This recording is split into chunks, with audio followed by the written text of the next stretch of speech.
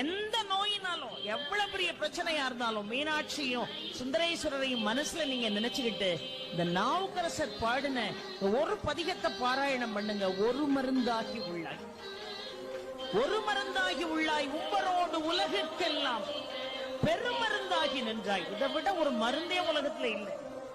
ஒரு மருந்தாகி உள்ளாய், உம்பரோடு உலகுக்கெல்லாம் பெருமருந்தாகி நின்றாய், பேரமுதின் சுவையாய் கருமருந்தாகி உள்ளாய். அடுத்த வார்த்தை ரொம்ப அழகாக சொன்னார் பாருங்க.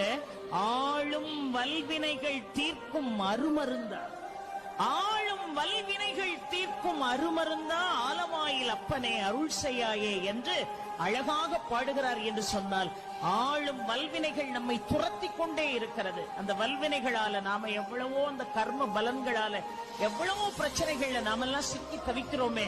அந்த ஆளும் வல்வினைகள் தீர்க்கக்கூடிய அருமருந்தாக விளங்க